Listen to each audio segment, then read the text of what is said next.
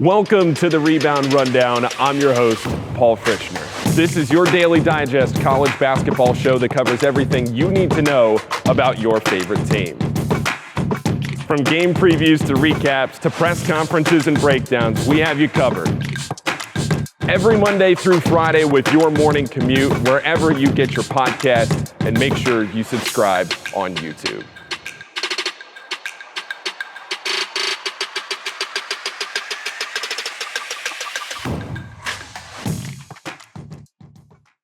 Welcome into another episode of the Rebound Rundown. I'm your host, Paul Fritchner. And as always, make sure if you're watching this on YouTube, you go down there and you hit the subscribe button and subscribe wherever you're listening to this in audio form.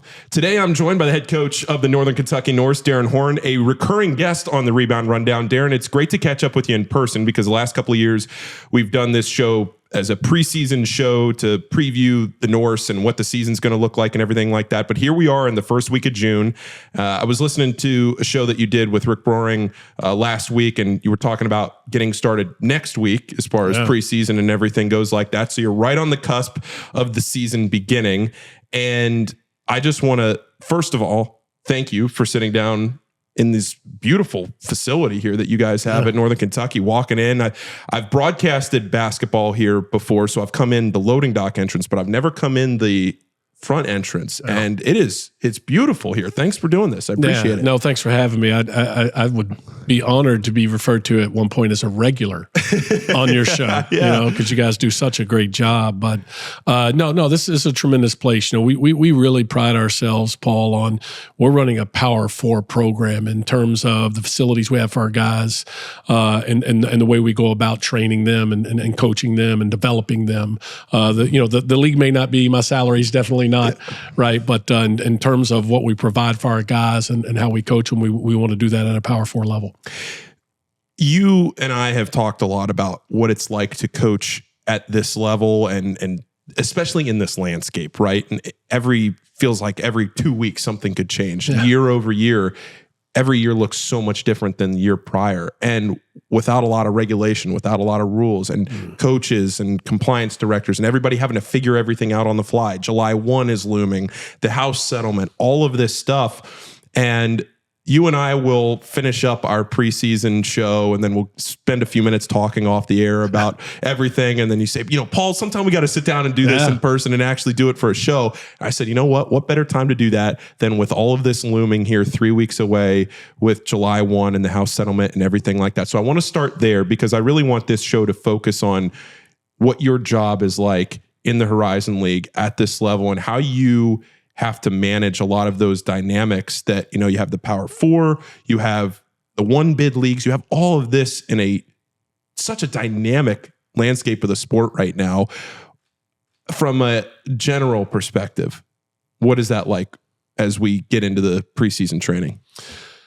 I think the thing that people don't talk about enough in college basketball right now is exactly what you just said, right? It's college basketball is one thing, right? And we all turn on March Madness and love it. But what goes into that is a lot of different situations, right? Different leagues, different levels, different financial situations, different support levels, all of those things.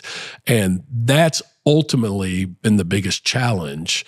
Add to that, you're doing it within an academic university system still, and there's a lot of rubs, right? And that's always been the case, but it's really coming to a head now with all that's going on in college basketball. And the best example I can give you is, we're using the phrase revenue share now, right?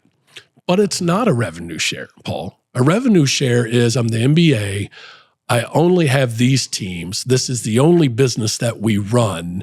Everything goes into that business in one form or fashion. I'm simplifying here, of course. And then, because we have an employment group that's part of that, there's a collective bargaining agreement. And yes, we revenue share from that, right? That's where you saw, I don't remember how long ago, where I had a couple former players who just got these ridiculous contracts because the new collective bargaining agreement went into it. And they're literally were just having to give away or share the revenue. We're not doing that, right? You go online and look around. I still follow Texas football from my time there. Not a huge football guy, but if I have to pick a team, hook'em horns for Texas football. And, I read that they spent $35 million supposedly on their roster this year. They don't have $35 million in new revenue that they're sharing, right? So even stuff as simple as that. And it's not just going to basketball, it's going to football, and it's supported anything that has been brought in, literally entire athletic departments.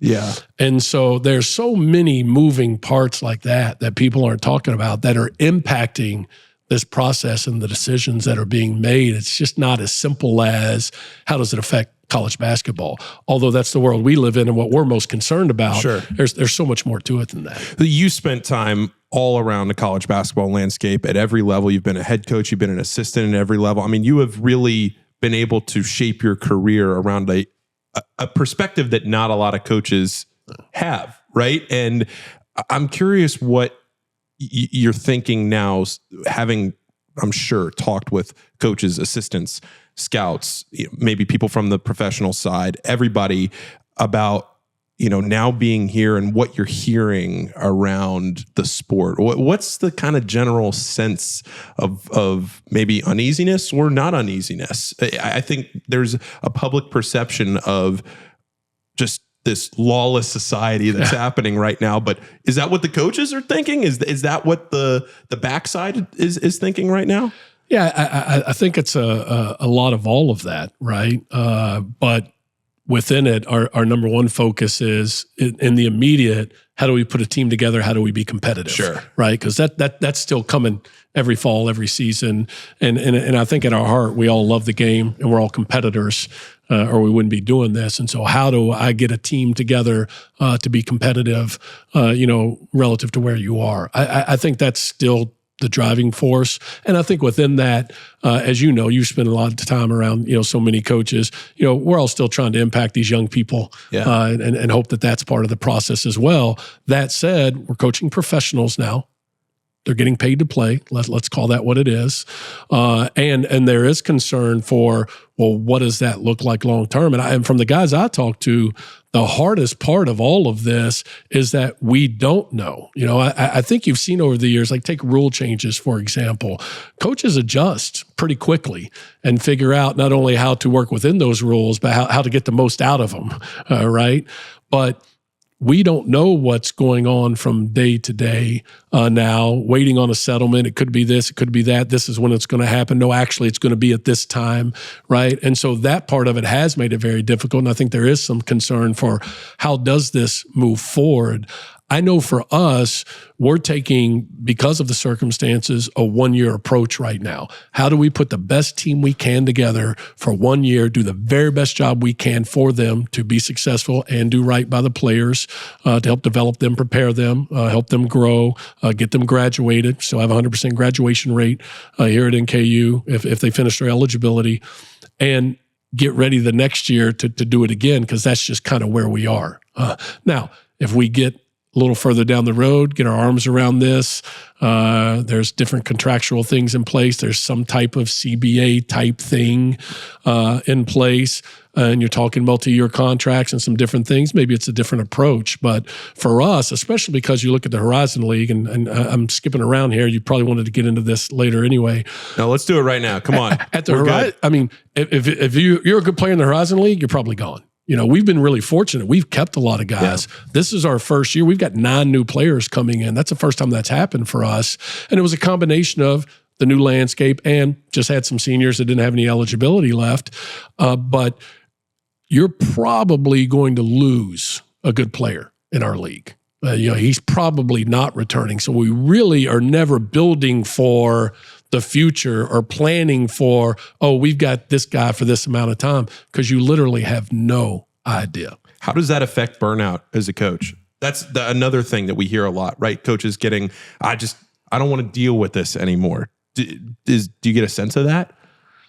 I don't know. I think my approach has been different. It's kind of re-energized me. I'm actually excited by it, because I think there's a great challenge in every year putting a new team together, in maybe trying to address some issues you think you may have had from a personnel standpoint, or personality standpoint, or depth standpoint, whatever it might be. with your team and roster in terms of that. And I think, for me, it's been really exciting. I actually think in some ways in the recruiting, and I know this is different for every guy, depending on where they are and maybe level, and obviously the amounts of money change depending on what school you're recruiting from. But I think in some ways it's simplified and clarified the recruiting process. Especially if whoever's helping them, an agent or whoever it might be, has some professionalism and knows what they're doing. That you can get a little clearer picture quicker. I think what's hard about it for so many of us like myself that have some experience in this business is that it's so different than how we grew up. I go back to my days at Marquette, helping recruit Dwayne Wade and Travis Diener and Steve Novak. And, those were guys. So, I think I saw Steve Novak play as a freshman in high school.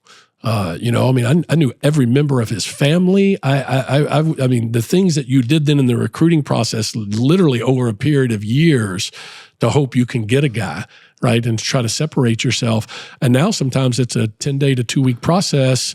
And the most important thing that has to be in place is, are you in the ballpark financially? Yeah, it's crazy. I'm glad you brought that up, because to think about the transfer portal as opposed to AAU or high school recruiting, the prep side of it, where, like you said, you're traveling across the country to the different brand tournaments, you're traveling to their high schools, you're getting to know their high school coach, you're getting to know their family, as opposed to, you're talking about a course of 3 or 4 years potentially for a recruit. And then you get to the end of the line, and there's 2 or 3 other schools that are right there with you that have done the same thing, and then they put a different hat on, and you've just spent 3 years essentially for nothing.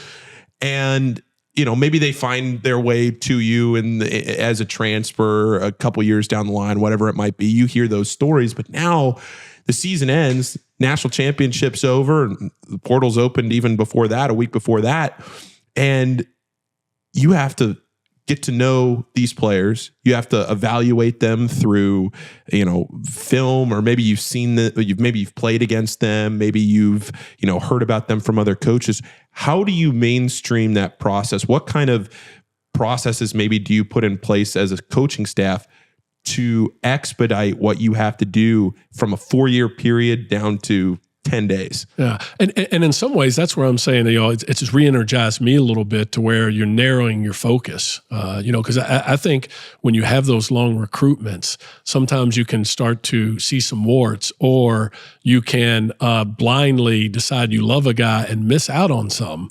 Right? Interesting. Kind of a recency bias type deal. I think the one thing that happens now is we start with analytics, and I'm probably middle of the road analytically. We don't swear by everything. You've watched Moneyball, but you're not, it's like not on use repeat it a in the Horn lot, household. but it's not, we're never not going to shoot a mid-range, for example. Probably the simplest example. But I think, we start with that. And a big part of that is, by necessity, we would still love to build with high school guys and multi-year guys. We just still think that, the development, we enjoy it more. We think that is some opportunity to still provide some stabilization in your program and be able to be consistent year to year in terms of how good you are. But by necessity, when this first started, we took a guy by the name of Xavier Rhodes, went off some point guard, Division II player. Numbers were good, not great. Didn't shoot it great. Really great assist turnover ratio. And we felt like great assist turnover ratio with the way we want to defend and play athletically, he'll be as good as anybody on the floor at his position. Really dynamic athlete. Worked out great. Tremendous player, helped us win a championship, and ended up hitting a big three in the championship and shot 40% when he played for us here. The next year, Michael Bradley, same thing. Need a point guard.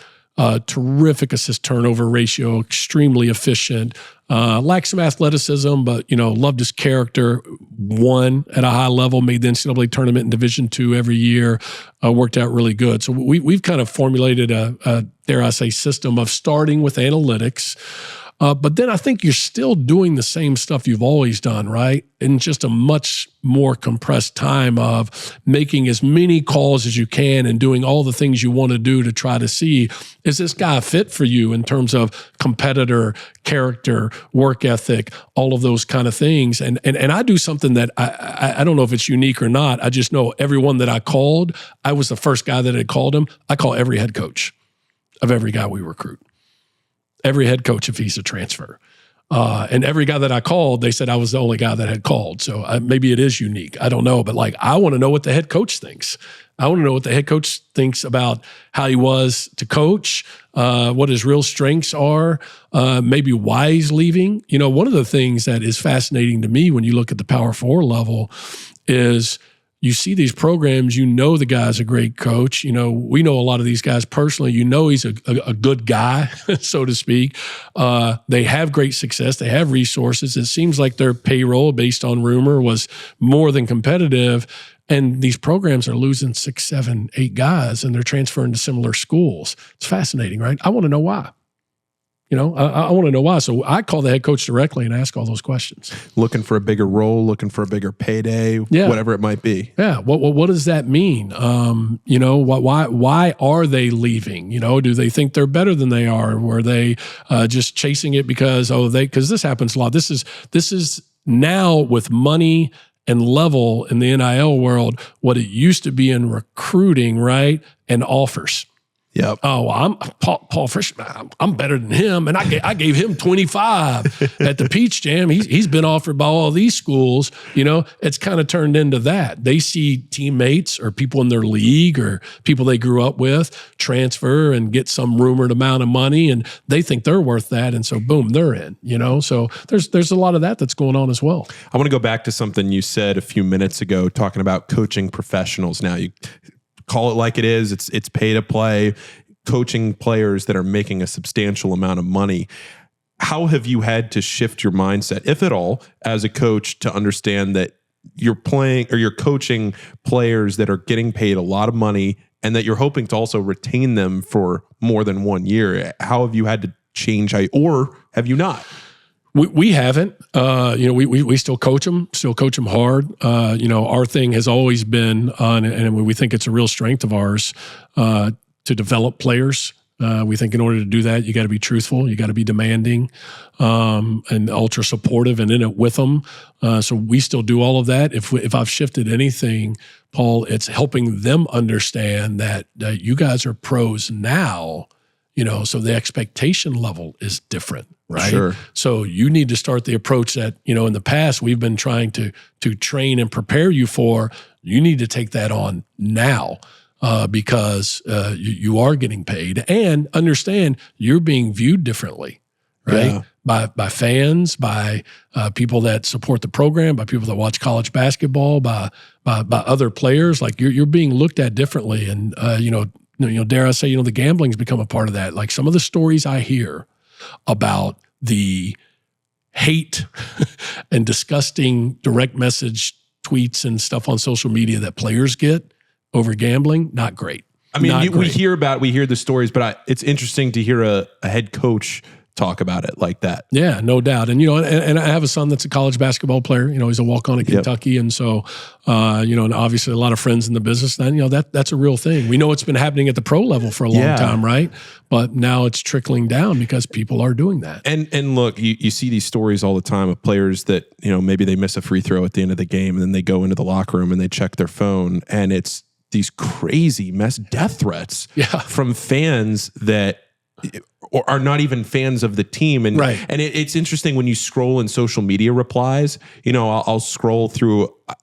This is just my personality. I love to do this. You go into a tweet, right, of the team that lost, and they post the final score graphic, and then you look at all the replies. Half the replies are people of the team that beat them clowning on the team that lost, and the other half are gamblers that are pissed off that they lost money because that team lost. And I'm just thinking, okay, if they're doing all of this publicly, then of course you're going to get people that are reaching out to these players individually. And you're starting to see some states pass laws that I believe Ohio just did this, that you can't, you know, the player props in those states right? That you can't actually bet on a player's line if they're playing in that state, to try and combat some of this, that kids are walking around on campus and maybe they're a classmate or somebody bet on their line, and it's just this whole new world of everything. So they're getting paid, and then on top of that, they're having to deal with the social media aspect of the gambling and everything else. It's just,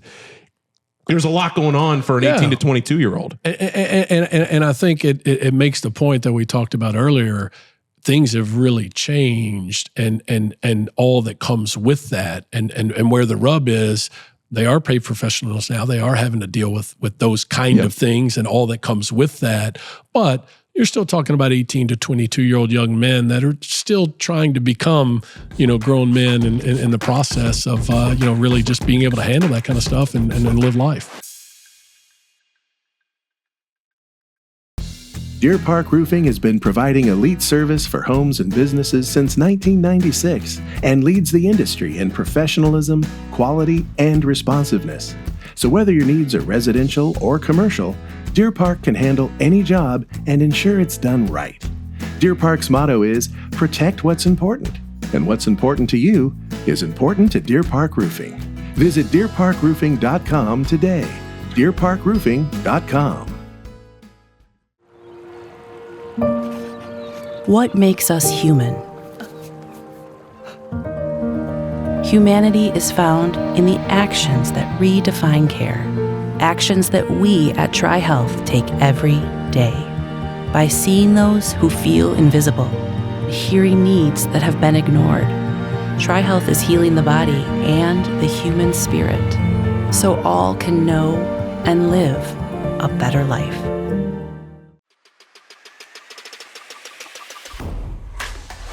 All right, let's talk about your team, this upcoming team, because you mentioned having to go to the transfer portal more than you've had to do that in years past.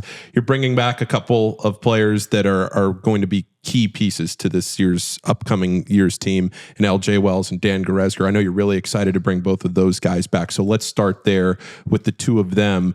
What were they like to coach this year? And, how excited are you to bring them back to this year's team? Well, it's huge, right? And so much of this stuff, as we're talking about, is kind of a matter of perspective, right? So you could say, well, you've only got two key guys returning, but we're looking at it like we think we have two guys returning that at their position, when they play their best, are as good as anybody in our league at what they do, right? Now, the challenge for both has been consistency. LJ over a period of 3 years, but when he's been really good, you're talking double-doubles type guy. Oh, yeah. And Dan Goretzka, really rough start in his transition, but last 8 to 10 games, statistically, maybe the best guard in our league. And so, I think the challenge with both of those guys is taking that step of being everyday guys and every game guys. And it doesn't mean huge numbers, but it means not a big drop-off and impacting winning on both ends every single game. So having to go to the portal this year, what was your approach to the portal? What were you looking for? And how do you feel like you accomplished your goals?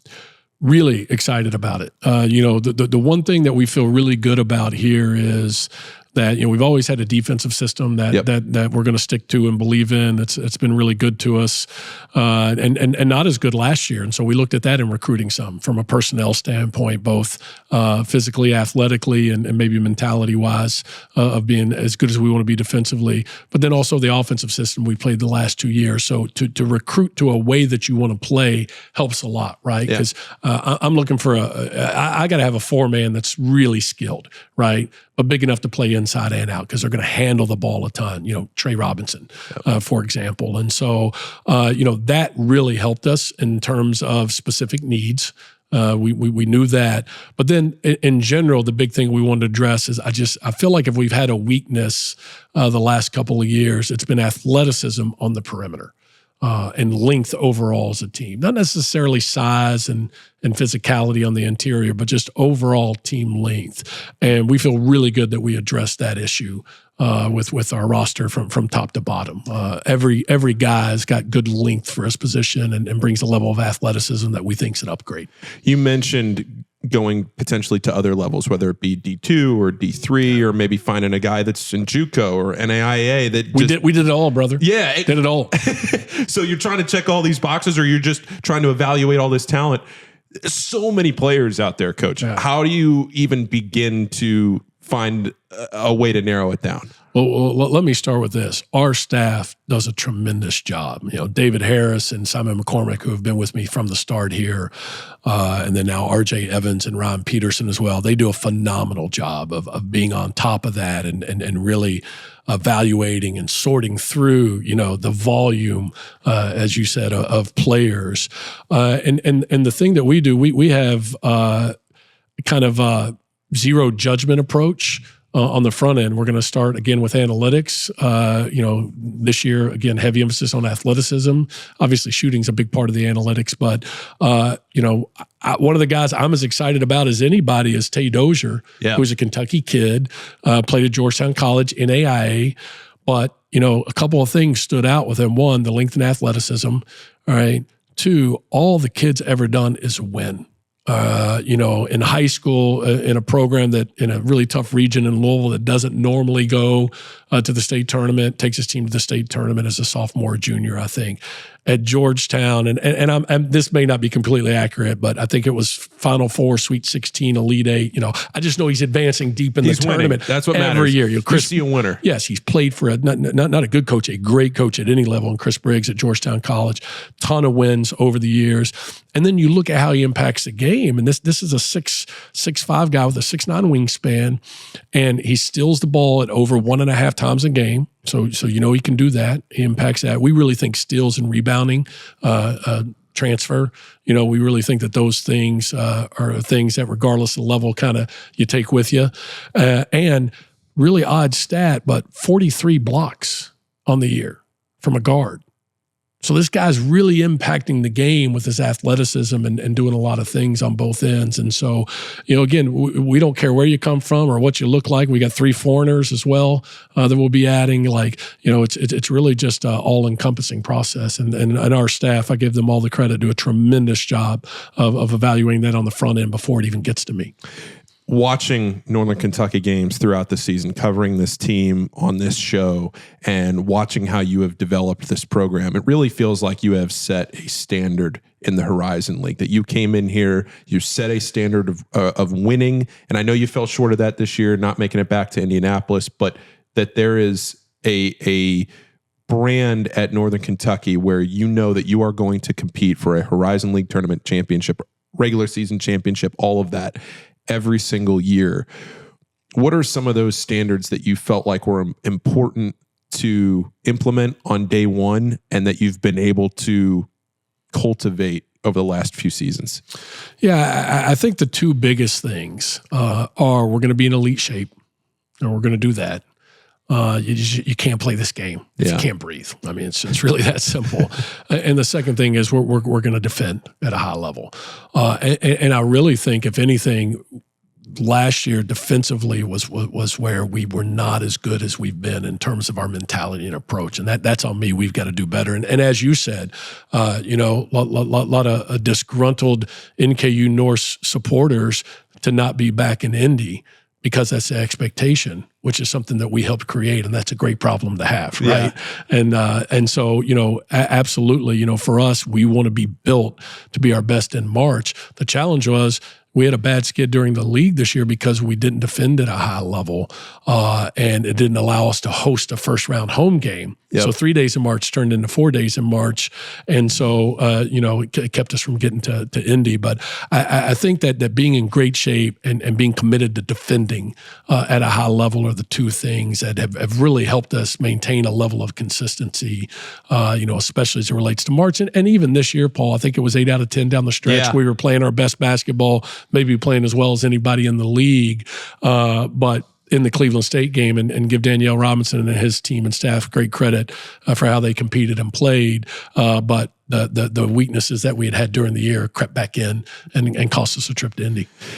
The facilities here, like I said at the start of the show, are beautiful. And I've been to many games here over the years, and you look at the building that you play in here at Truist Arena. We're sitting in the film room right now, and what you are able to market to your prospective players, to players that come in here and you take them on a tour and you say, you can play in an on-campus arena that looks like this with fans like this.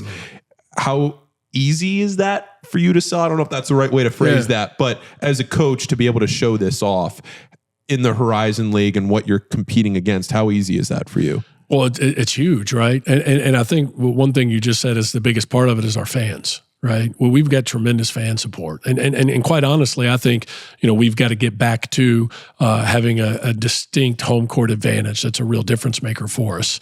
But our fan support is huge. They see that we're going to be at the top of the Horizon League in attendance every year, and they see the video clips from the Cincinnati games and what's possible here and what's capable and the interest level that we have, and that's a huge part of it. Right? Is that people want to be somewhere where people care, right? And it matters. And, so many of the guys in the transfer process too are maybe coming from places where that's not the case. And I think the other part of it is, along with the facilities, like, you touched on earlier, we run things, at a Power 4 level. Like, I just met with our strength coach this morning, who was at Auburn last year, so it was part of a Final Four team. And, we have all the same tools that they have in the SEC, the force plates and the connections and all the different things, the recovery tools that they have. Do we have 10, one for every player? Or maybe not, maybe not. But all the tools that are necessary for our guys to be their best that they would get if they transferred to a Power 4 school, we use in our strength and conditioning program. So as an example, we're going to do all of that. So I think you combine how we run our program and how we're going to develop these guys and the commitment to that and the track record, quite honestly, over a long time in the business with, hey man, it's a really nice arena. Yeah. While you guys get really good fan support, it absolutely adds up and makes a huge difference. Because I will say this, so much has been said, especially in the media about, it's all about NIL. There's no question, if you're not competitive in NIL, you have no chance. But the other stuff still matters. Coaching them still matters. Are you winning still matters? Do they still fit basketball-wise still matters? Assuming NIL is close, a kid that wants to stay close to home isn't going across the country for $5,000, different. We still believe that stuff still matters. Got to be competitive, NIL, or you have no chance. And even if you are, it guarantees nothing. If you don't do it, it guarantees you have no chance. Yeah. But that said, we still think the other stuff really matters. And, coaching them well and being in their corner and sticking with them. I think Dan Goretzka is a great example of that, man. We just stuck with them and, really interesting, possible transfer story. Dan, part of what's changed in the business is the end of year meetings are not, hey, here's how it went. Here's what we're thinking about for next year. It's, you coming back? Let's start there. Are you coming back? Okay, you think you are? You don't know? Okay, let's talk about it. So totally different end of year meeting, right? Dan was one of the guys, along with LJ, tells us, I'm back, coach. I'm all good. We're locked in. Okay, great. And then maybe a week later, he starts thinking about it. He's not so sure, and he kind of frantically puts his name in the portal. And we're like, Dan, what's going on, man? Let's talk about it, And one of the things that came up with him is, he said, Coach, money's not important to me. It doesn't matter. I'm not chasing the most money. Because the first thing that I do in the spring is sit down with, especially, your guys that have played a lot that you think could move on. The first thing I do, Paul, is say, if you're chasing the most money, you probably need to transfer and let us help you. We'll try to get you to the best place we can. Because we're going to be competitive to get you the most we can here. But it's not going to be the absolute most just because of the dollar figures that are going on, right? At the different levels. And so that's the first thing, not important to Dan. The only thing I want is I want to make sure I'm in a situation and at a place that's giving me the very best possibility to have the best chance I can to be a pro and a pro at the highest level I'm capable of. I said, okay, well, let's sit down and talk about what that looks like. And one of the things that came up was, you really developed here this year. Rough start, got better at the end of the year, right? Stuck with it. You fought through it, to your credit. Put in the extra work, took hard coaching, never said boo when he wasn't playing or playing as much as he wanted to, and stuck with it. And he said, yeah, but I think I could do that if it happens at the next level. Yes, not saying you can't, But part of the reason that happened here is, man, we had a vision and a plan for you. We and you're the most talented guy in the gym. And so we want to stick with you and give that to you. If you go somewhere else, they're not going to tell you up front that you're actually the 8th, 9th guy. And if it works out, great, awesome. If not, we think we got a really talented player down there. We might put in some. Yeah. Right. And how does that affect your development? And are you going to be okay with that? That's something that comes into the equation if you transfer up. Not saying it won't go great, but Sure. that becomes part of the equation, right? And again, after some back and forth, he decided that his best chance is to stay here, develop, try to be first team, try to be player of the year, right? And see what happens from there. And so, those are all things that are different now, right? It's a different conversation than we would have had before the transfer portal and NIL. It's fascinating hearing stories like that to me and how this sport has so quickly changed in the last 5 to 6 seasons. And one of the things that I remember hearing 2 or 3 years ago was, well, when the portal really takes shape 3 or 4 seasons from now, you're going to start hearing older players that say, I wish I would have stayed. I wish I would have stayed. They'll pass it on to the next generation of players, the incoming sophomores, right? Or the rising juniors that say, just stick it out at your program because it's not always, the grass isn't always greener on the other side. But I think on the flip side of that, there are players that say, I want to figure that out for myself. Sure. Right? I don't want to be told that. I want to go into the portal and figure that out myself. Then they learn the lesson, but it's too late because they're already gone. Or they put themselves in the portal. They don't find a home. They wait too long. The coach says, well, I have to find somebody else. The coach backfills the roster, and then they can't even go back to their school where they were. And then they're caught without a home. Ooh. It's just this whole process of the players talking to each other. Do you hear that from players that have graduated or left your program that are trying to pass that on, that you say, man, coach, I wish I wouldn't have left? Or do you hear any of those kinds of whispers? I think what you hear is kind of what you're saying, Paul, in that there's a lot more that goes into this than what they just see on the front end of, oh man, I'll go play at a bigger school and make all this money. In that thought process, that way of thinking, it's everything's going to go there just like it did here. Yep. Right. And sometimes it's not, I don't want to say thought through, but that's just not really part of the process. But I think it's different for every guy. And that's why, we don't try to sell any of that or recruit that way. We sit down and ask them, what do you want? What are you looking for? Because I still believe, and I believe this before any of the portal stuff, they got to want to be where they are and feel like it's a great fit. I tell recruiters, man, I coached Dwayne Wade, Courtney Lee. I'm not begging anybody to, we wouldn't be recruiting you if we didn't think you were a good fit. We wanted you here, but you got to want that, and you got to want that for the right reasons. I still think that's, important. Right. And so I think that's individual and sometimes they've got to go through it. And sometimes I think it's okay. I think a great example of that is Marquez Warwick for us, right? Here's a guy that had accomplished so much. Nothing left to accomplish here, literally, except maybe winning a game in the NCAA tournament. School's all-time leading scorer, first team all-league, literally carried our program. Took Houston down to the wire. Well, what an unbelievable player in person. Gave money back from his NIL to the school. Who does that? Have you seen that anywhere else in the country? Just an unbelievable player and young man. He wanted the challenge. He wanted to test himself. He wanted more money too, but he wanted to try it at that level, right? Did he have the same role at Missouri that he did here? No, but that's okay, right? I think that's part of the process for him. He understood that. Really smart kid, phenomenal mom. They went through that, and it's all good. I think a lot of it is just understanding what you're doing. I know of a young man in college basketball that is a foreign kid that has acknowledged, I'm probably not going to be an NBA player. I've got to go where the most money is right now for my future. I'm going to end up back home overseas anyway. Yeah. For him, that's good. That's smart. So I think a lot of that's individual. And I think where some of the challenge with all this stuff is people being hard line one way or the other. Oh, I hate NIL. Why? This is great for the guys, It's great. How we're doing it, right? Getting our arms around it a little bit and having a little bit more structure and organization and accountability. Yeah, sure. But what's wrong with it? This is great. This is great for that. If it was your kid, you'd think it was awesome. Yeah. And so I think it's the hard line stance either way. That's an issue. I think it's all individual for every player. And, our role is what it's always been, to support our players and our guys and help them be their best. And if they think that's somewhere else or just for more money or whatever it might be, no problem, man. No problem. You know what? We had a roster last year. We're going to have a roster this year, right? Yeah. And they're going to play college basketball if they left, or if they're coming here, they're playing college basketball again.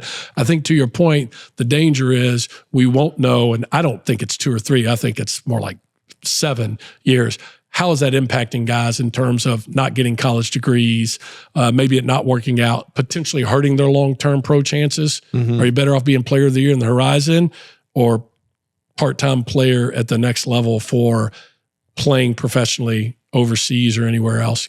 I don't know if we know the answer to those things. Yeah, sure. I think one of the frustrating things for fans has been a lack of continuity. Yeah, and it's really tough. Hard for the fans every year to learn an entirely new roster or learn a lot of new players. You just get to know them. Part of the mystique of college basketball is they come in as freshmen, 17, 18-year-olds, and then they graduate, and you followed them through this maturity process, both on and off the court. You feel like you've gotten to know them, and they've maybe had milestone moments in their career on the court that you can attach to moments in your life. I was at this game. I was at that game. And then you think about where we are now with this constant rotation of players. And I think that's where fans will get frustrated. Yeah. But on the flip side of that, and I tweeted this out the other day, I think the sport of college, if you're just a fan of the sport, and people are fans of their teams, but you look at the sport as a whole, what NIL has done is it's incentivized these players that otherwise maybe would have stayed in the draft or gone pro. You're starting to see some really high level, high talent type players come back to school, come back to college, because they might make more money in college than they would on an initial contract in the pros, whether that's in the NBA or overseas, wherever it is. Their highest earnings in their life might be the next 2 or 3 years in college. No doubt. I think as a sport, from a general look at it, it's in a pretty healthy spot from that perspective. Oh, it's from a basketball standpoint, it's better than it's ever been, and it's going to continue to be that in the current climate. Look at the Final Four this year. Yeah. Look at the talent and the 4 teams that made it, right? And why is that? What makes you good? Talent level and experience. Well, more talented guys that have experience are staying, like you said. Now, maybe on a different team, maybe on multiple teams, 3 or 4 in a college career, but they're staying. So in terms of overall, I think it's great for the game in terms of the quality. But I do understand how fans feel about not getting to watch that guy come through and how it's different. We miss that part of it. My favorite thing is still watching a guy go from a freshman that can't even make sprints to best player in your league, making money playing the game, all of that stuff. It's that's great. That's one of the things I loved about it. I was out of coaching for a while doing what you do, right? I got back in large part because I missed that part of it. Yep. and impacting young people. And so, what I try to tell our fans is you may not get to follow them all 4 years, but all the things you really love about college basketball, we're still doing that, man. Xavier's still doing that. Cincinnati's still doing that. Kentucky, all around the country. We're still doing that. Yeah. Right? We're still coaching these guys and trying to help them be their best and win some games and have a great experience while they're here. It's just not always going to be 3 or 4 years anymore.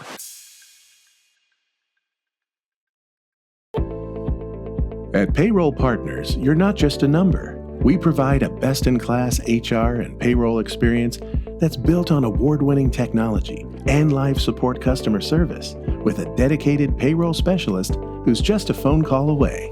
You shouldn't have to choose between technology and customer service. At Payroll Partners, you get both. Locally owned and operated, visit payrollpartners.net today. That's payrollpartners.net. It was a beautiful day in Cincinnati. James looked out the window and saw Bud scoping out competition, where James saw none. James, in the spirit of Pella hospitality, invited him in. Bud hoped to find a flaw. Maybe it was in the finish, or the quality, or selection, but he found none. Get your full service, delivery, removal, and installation all included. Call Pella now.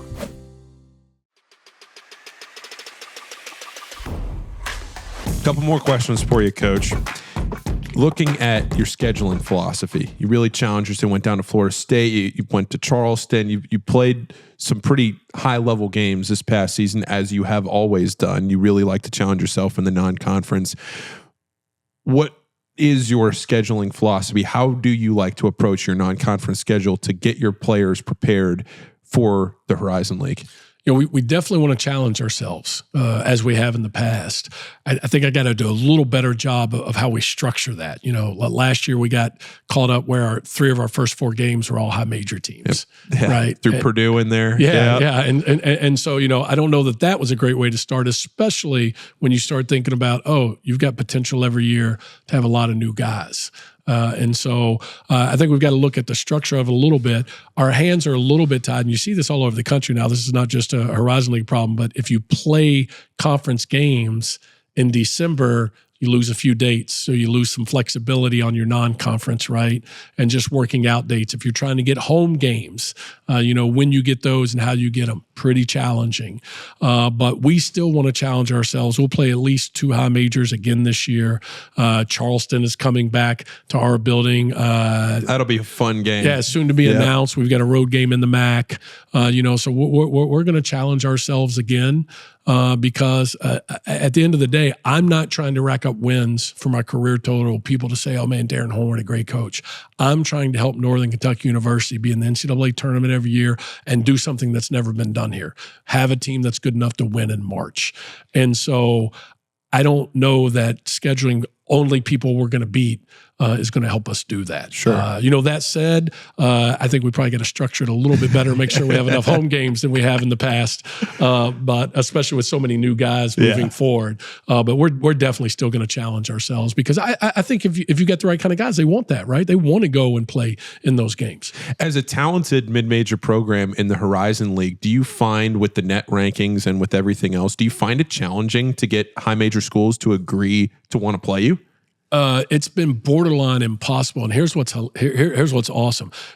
They've never wanted to play us since I've been in the league. First year we were here, we won the championship, had a really good team. COVID hits, we don't get to play in the tournament, but won the championship.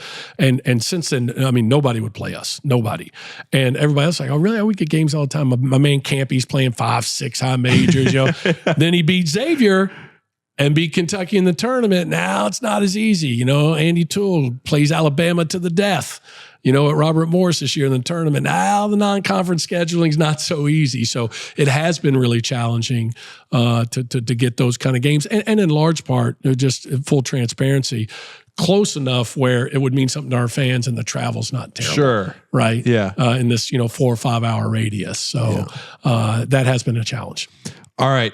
What does Darrin Horn like to do off the court? That's a great question. I don't know. I don't have any hobbies. I'll golf occasionally, but I'm not a golfer. I don't know. It's a great question. I'm a pretty boring guy. Come on. I spend time with my family, but now my kids are old. I got a daughter getting married in August. My son's a senior in college. Congratulations. So thank you. So, I don't know. That's a great question. I probably need to pick up golf. Golf? Yeah. All right. Let's get out sometime. Let's play sometime. We should. Let's do that. I guess I'm just I don't know, I'm a hoops chunk. I'm like your old guy Miller, man. I just basketball and that's about it. The last question I have here for you. You talk about some things you might like to do off the court. The off season, it feels like is flipped, right? Where you're doing, it used to be that maybe the late summer into the fall was the high school recruiting, and that was part of the calendar. Now it's the season ends on the court, but all of a sudden you go into the portal. Where's the break? Where do you get time to golf? Well, there's not much break. We literally didn't get done this year till like May 20th or something like that, I think it was. And here we are on June 3rd. Yeah, and guys are coming in next week, and maybe a little time in August. There's still maybe a sliver in May and a sliver in August, which is when most coaches take some time. You see a lot of weddings in our profession in that time because that's the only time that we have off. I'm not too worried about that. I still got a lot of juice and want to stay active and and let's get after it, man. Let's do this. Well, Coach, I really want to thank you for taking some time to sit down today. It's always great. We'll have to catch up with you again before the season starts, as we've done the last few years on a preseason show. But I think fans will really enjoy hearing from you and your perspective and coaching here at Northern Kentucky and the program that you've built, which has been so successful in the Horizon League and trying to get over that last hump of winning a game in the NCAA tournament. You were so close a couple of years ago to a 16-1 upset against Houston. And you feel like it's right there, right? You feel like it's right on the cusp. And I know there is a lot of support in this area for Northern Kentucky, and to see you guys eventually do that. You have a fan in me, and I appreciate you taking some time today. Well, I always love visiting. And let me just say to you, Paul, for everybody that's watching and listening, what a phenomenal job that you do. There's so many young guys in the business that are just kind of trying to get clicks, right? But you're a dude that's digging in, you're diving in, you really care about the game and the people that are involved in it and are presenting it in that way. And I love what you do, man, and really consider it an honor to be on, and would love to do it anytime. Love talking ball with you. I did not pay him to say that. I appreciate that. I appreciate that very much. Coach, thank you as always. This has been another episode of the Rebound Rundown. Again, make sure as you are watching this right now, you go down there wherever it is on YouTube and you hit the subscribe button, and you make sure you subscribe wherever you're listening to this in audio form. We'll talk to you next time on the Rebound Rundown.